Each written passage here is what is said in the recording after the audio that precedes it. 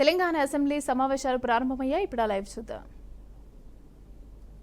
ద్వారా ఎంత అవసరం ఉన్న వాళ్ళు అంతే కొనుక్కుంటారు, ముందే డబ్బులు చెల్లిస్తారు కాబట్టి ఇబ్బంది లేకుండా పోతుంది. డిస్కమ్లకు ఇది ఉపయోగమవుతుంది అని చెప్పి ఆ రోజు అది తీసుకొచ్చింది కేంద్రం. అన్ని రాష్ట్రాలు చేరినాయి, మాకంటే ముందే కాంగ్రెస్ పాలిత రాష్ట్రాలు కూడా చేరినాయి, ఆనాడు రాజస్థాన్ సిమ్లా రాష్ట్రాలు కూడా చేరినాయి. చివరి మనం కూడా చేరినాం. ఆ విషయాన్ని మేము ఆనాడు చెప్పినాం. చెప్పడమే కాదు, 9,000 కోట్ల రూపాయలు డిస్కమ్లో మేము తీసుకున్నాం, అప్పుడు మనం భారం తీసుకున్నాం రాష్ట్ర ప్రభుత్వానికి. దానికి కొన్ని వాళ్ళు ఏదో ఇచ్చిండ్రు, అవి అవైల్ చేసుకున్నారు కేంద్ర ప్రభుత్వం ద్వారా అన్ని రాష్ట్రాలు కూడా. ఇది దాంట్లో ఆ సందర్భంగా ఆ స్మార్ట్ మీటర్లకు సంబంధించి, ప్రీపెయిడ్ మీటర్లకు సంబంధించి ఉదయ్ స్కీమ్కి సంబంధించిన ప్రస్తావన.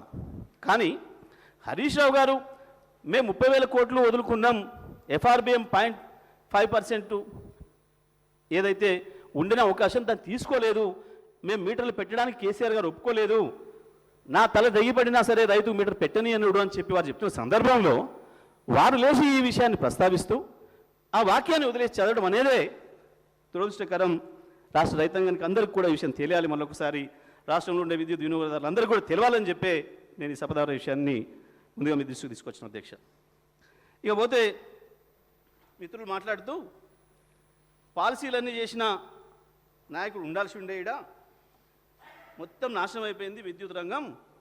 మేము 24 గంటల విద్యుత్ ఇస్తే 2014 ముందు టీఆర్ఎస్ పార్టీ వచ్చిన తర్వాత మొత్తం చీకట్లు అయిపోయినాయి ఈ రాష్ట్రంలో, విద్యుత్ రంగం అంతా నాశనం అయిపోయింది, కరెంటు మీరు ఇవ్వలేదు, ఇక మేము వచ్చినాకనే మొన్ననే మొదలుపెట్టినాము అని చెప్పి వారి డిప్యూటీ సీఎం గారు, విద్యుత్ శాఖ మంత్రి గారు అదే చెప్పారు, ఇప్పుడు వారి సభ్యుడు కూడా అదే చెప్పారు.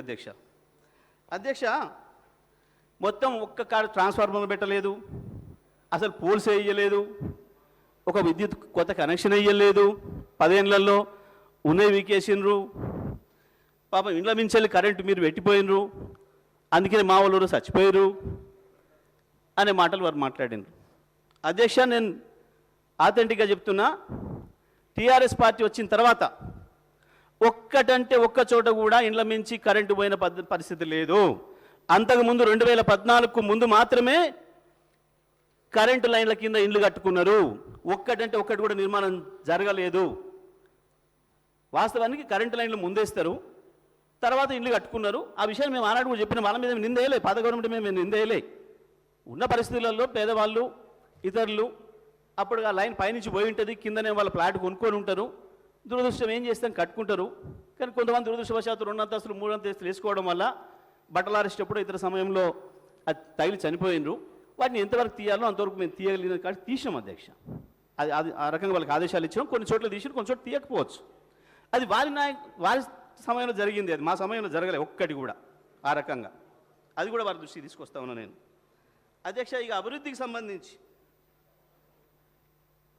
మేమేం చేసినాం, 60 ఏండ్ల పరిపాలనలో వారు కట్టినవన్నీ వారిచ్చినవన్నీ లెక్కలతో సహా గతంలో కూడా చెప్పినా ఇప్పుడు మళ్ళీ కూడా చెప్తున్నా అధ్యక్ష, వారికి అడిగారు కాబట్టి.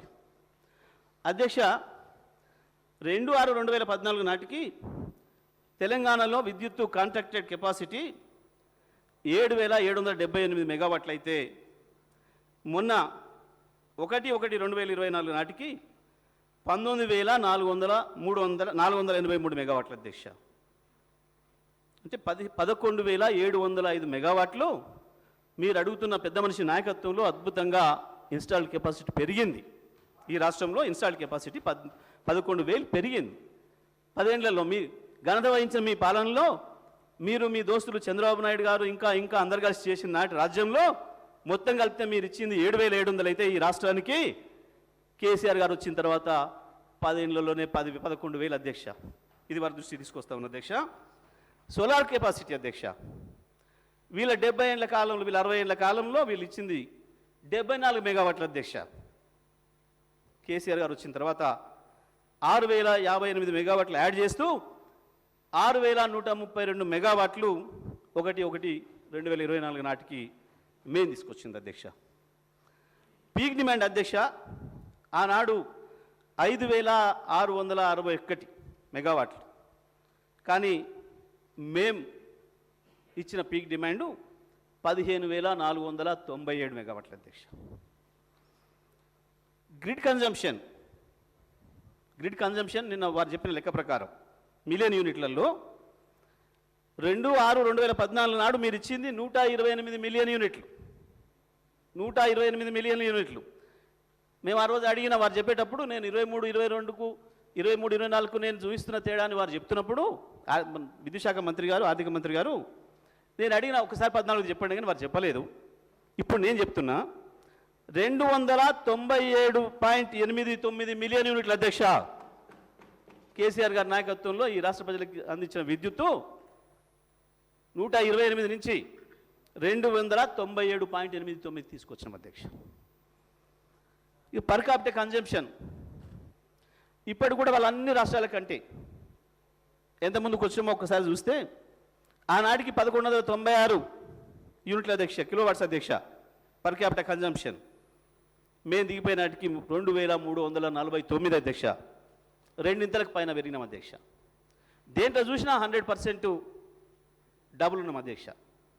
దేంట్లో చూసినా సరే అధ్యక్ష. అట్లాగే ఒక్క ట్రాన్స్ఫార్మర్ అయ్యలే, ఒక పోల్ రాలే, ఒక వైర్ రాలే, రాని పరిస్థితి ఇవ్వాలి అధ్యక్ష. అవ్వాలి కాదు, ఈ 8 నెలలుగా ఒక పోల్ ఇస్తున్న సందర్భం లేదు అధ్యక్ష. అది ఎవరిని అడిగినా చెప్తారు కన్జ్యూమర్లు, నేను చెప్పడం కాదు అధ్యక్ష. మేము వచ్చే నాటికి 26/2004 నాటికి 400 kV సబ్స్టేషన్లు వీళ్ళ ఘనత వహించిన 60 ఏళ్ల పాలనలో 6 అధ్యక్ష, 6. మేము వచ్చిన తర్వాత 22 యాడ్ చేసి ఇవాళ 28 400 kV సబ్స్టేషన్లు నిర్మాణం చేసినాం అధ్యక్ష. వీరన్న అప్పు అంటే చెప్తున్నాం అధ్యక్ష. 220 kV సబ్స్టేషన్లు వీరు 51 ఇచ్చిపోయారు అధ్యక్ష. 53 కలిపి ఇవాళ 104 చేసినాం అధ్యక్ష. మేము 132 kV సబ్స్టేషన్లు 176 అధ్యక్ష ఆనాడు, ఇవాళ 252 అధ్యక్ష. ఈ లైన్ ఈహెచ్టి సబ్స్టేషన్లు ఆనాడు 233, ఇవాళ 384. ఈహెచ్టి లైన్ లెంత్ కిలోమీటర్లలో, సర్క్యూట్ కిలోమీటర్స్లో ఆనాడు 16,379 అయితే ఇవాళ 28,506 అధ్యక్ష. ట్రాన్స్ఫర్మేషన్ కెపాసిటీ ఆనాడు 14,973 అయితే ఇవాళ 41,115 అధ్యక్ష. 3 రెట్లు పెంచినాం అధ్యక్ష. ఈ ట్రాన్స్ఫార్మింగ్ కెపాసిటీ చెప్పాలి, అర్థం కావాలి సభ్యులకు కూడా, కొత్త సభ్యులు ఉన్నారు అధ్యక్ష. ఆనాడు మేము రాగానే మొట్టమొదటి నిర్ణయం కేసీఆర్ గారు విద్యుత్ పైన తీసుకొని ఏ రాష్ట్ర అభివృద్ధికైనా, దేశాభివృద్ధికైనా, మానవ అభివృద్ధికి ప్రధానమైంది మొదలివ్వాల విద్యుత్. కాబట్టి విద్యుత్ రంగంతోనే మిగతా అన్ని రంగాల అభివృద్ధి ఆధారపడి ఉంది. కాబట్టి దానిపైనే దృష్టి పెట్టి వారు మొట్టమొదటిగా సీఎండీల నిర్మాణం చేసి, వాళ్ళు నియామకం చేసి పిలిచి అందరినీ మనం ఇప్పుడు ఒకటేసారి రైతాంగానికి కూడా 6 నెలల్లోనే ఒక్క వ్యవసాయ రంగానికి తప్ప మిగతా అన్ని రంగాలకు 24 గంటల విద్యుత్తును అందించారు అధ్యక్ష.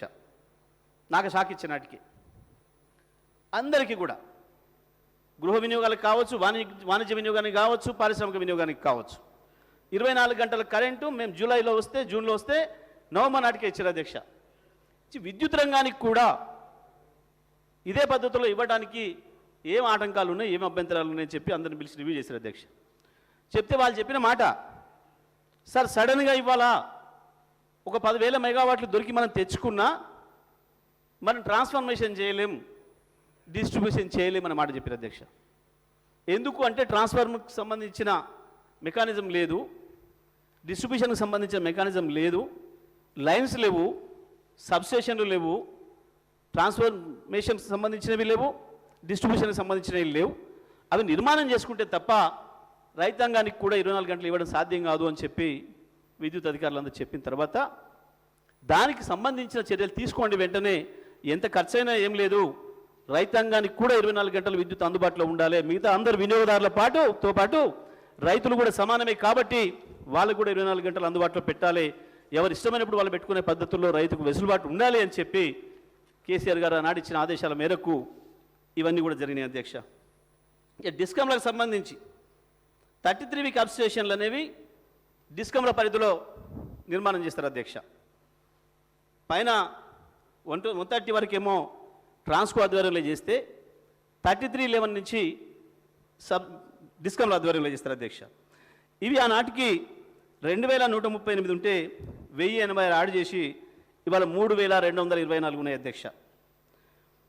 Lines 33 kV lines, 11 kV lines, LT lines 4,89,000 కిలోమీటర్లు ఆనాడు ఉంటే ఇవాళ 6,53,000 కిలోమీటర్లు చేసినాం అధ్యక్ష. పీటీఆర్స్ 3,272 ఉంటే ఇవాళ 5,712 చేసినాం అధ్యక్ష. డిటిఆర్స్ డిస్ట్రిబ్యూషన్ ట్రాన్స్ఫార్మర్స్ అధ్యక్ష ఆనాడు 4,67,000 ఉంటే ఇవాళ 8,76,000 డిస్ట్రిబ్యూటరీ ట్రాన్స్ఫార్మర్స్ అధ్యక్ష. మరి తగ్గినాయా పెరిగినాయా, ఏ రకంగా విద్యుత్ వచ్చింది, ఎందుకు వచ్చింది, అప్పులు కొత్తగా ఇవాళ వీళ్ళు వచ్చినాక కనిపెట్టి చెప్పిన అప్పేం లేదు అధ్యక్ష. బట్టి గారు ఇక్కడి నుంచి అడిగితే నేను అక్కడి నుంచి 100 సార్లు చెప్పిన 90,000 కోట్లు పెట్టి మొత్తం డిస్ట్రిబ్యూషన్ అండ్ ట్రాన్స్ఫర్మేషన్ వ్యవస్థల్ని, ట్రాన్స్మిషన్ వ్యవస్థల్ని బలోపేతం చేసినాం, దాని ద్వారానే ఇవ్వగలుగుతున్నాం అనే మాటను అక్కడి నుంచి చాలా సందర్భాలు చెప్పిన వారు కూడా ఇక్కడి నుంచి అడిగారు. ఇవాళ జరుగుతున్న చర్చలేమి కొత్తగా ఇవాళ జరిగినాయి కావా అధ్యక్ష. ఆ రోజు మొదటి టర్మ్లో బట్టి గారు కావచ్చు, జాన్ రెడ్డి గారు కావచ్చు, రెండవ టర్మ్లో బట్టి గారు కావచ్చు, శ్రీధరబాబు గారు కావచ్చు, వీటన్నిటిపైన చర్చ చేసిండ్రు. ఆనాడు మేము ఇచ్చిన సమాధానాలు కూడా అసెంబ్లీ రికార్డులో ఉన్నాయి అధ్యక్ష. కానీ ఇవాళ మేము ఏందో మాట్లాడి మసిమసి మారకాయ చేస్తామని అనుకుంటే సాధ్యం కాదు. ప్రజల దృష్టిలో ఉన్నాయి అధ్యక్ష ఇవన్నీ కూడా. కన్జ్యూమర్స్కు సంబంధించిన డేటా కూడా అధ్యక్ష. అగ్రికల్చర్ సర్వీసులు ఆనాడు 19 లక్షలు ఉన్నాయి, ఇవాళ 28 లక్షలు అయినాయి అధ్యక్ష. టోటల్ సర్వీసెస్ ఆనాడు 1,11,00,000 ఉంటే ఇవాళ 1,83,00,000 అయినాయి అధ్యక్ష. దీని కొరకే విద్యుత్ సంస్థలు అప్పులు చేసినాయి తప్ప మరి ఎట్లా చేస్తారు అధ్యక్ష. వీరు కూడా కాంట్రాక్టర్లు ఉన్నారు, చాలామంది చాలా ఫైనాన్షియల్ ఇన్స్టిట్యూషన్స్ నిర్వహించడం ఉన్నారు, మంత్రివర్గంలో కూడా ఉన్నారు అధ్యక్ష. మా చేతికి వచ్చిన నాడే 24,000 కోట్ల అప్పుతో వచ్చింది అధ్యక్ష విద్యుత్ రంగం. మరి తెల్లారి ఈ ట్రాన్స్ఫార్మర్లన్నీ పెట్టాలంటే ఏమైనా మంత్రాలు వేస్తే అయ్యేది ఉండేనా అధ్యక్ష? మంత్రాలతో అభివృద్ధి జరుగుద్దా? మంత్రాలతో లైన్ల నిర్మాణం అవుతాయా? సబ్స్టేషన్ల నిర్మాణం అవుతాయా? జనరేటింగ్ స్టేషన్ల నిర్మాణం అవుతాయా? అది ఆడికెళ్ళి తెచ్చి కడతారు? తప్పకుండా అప్పే తెచ్చి కట్టాలి, దాన్ని సంపాదించాలి, తీర్చాలి. రాష్ట్రానికి చేసిన అప్పు కావచ్చు, విద్యుత్ సంస్థలు కార్పొరేషన్లు చేసిన అప్పులనే కావచ్చు. ఇది చాలా స్పష్టమైన విషయం. బహిరంగంగా సీఎం గారు స్పష్టంగా చెప్పిండు, అవును అప్పు చేస్తున్నాం ఈ రాష్ట్ర అభివృద్ధి కొరకు, మాకు ఇచ్చిపోయినాడు, అప్పుతోనే ఇచ్చిపోయినారు, మేము ఇట్లా ప్రింట్ చేసేది ఉండేనా? మరి పైసలు ప్రింట్ చేసి చేస్తాయి ఏమన్నా ప్రభుత్వాలు, రాష్ట్ర ప్రభుత్వాలు? కేంద్రం ఎప్పుడైనా చేస్తుండొచ్చు, ఆర్థిక పరిస్థితుల్ని చక్కదిద్దడానికి ఏదైనా మాన్యం వచ్చినప్పుడు ఏదైనా ప్రింట్ చేస్తే చేసి ఉండొచ్చు అదనంగా. కానీ ఆ అధికారం మనకు లేదు కదా, రాష్ట్రాలకి అప్పు తెచ్చుకోవడం తప్ప మార్గం లేదు కదా. ఇంత స్పష్టంగా ఉన్న విషయాన్ని కొత్తగా వీళ్ళేదో ఇప్పుడు కనిపెట్టినట్టు, ఆడేదో జరిగిపోతే వీళ్ళు దొరకబట్టినట్టు, కలుగు నుంచి బయటికి తెచ్చినట్టు ఎందుకు ప్రజల్ని భ్రమింపజేసే ప్రయత్నం చేస్తున్నారు? ఇది అధ్యక్ష దీనికి సంబంధించిన అభివృద్ధి సంబంధించింది. ఆ పెద్ద మనిషి ఏం చేసిండు, ఆ పెద్ద మనిషి కావాలని అవసరం లేదు అధ్యక్ష. వీళ్ళకి నిన్ననే చెప్పారు మా నాయకులు, మేమే ఎక్కువ ఇలా చెప్పడానికి. ఇక వీరు సబ్ క్రిటికల్ గురించి మాట్లాడినరు. సబ్ క్రిటికల్ గురించి అధ్యక్ష, సరే తెలియకపోతే తెలుసుకొని మాట్లాడితే తప్పలేదు అధ్యక్ష.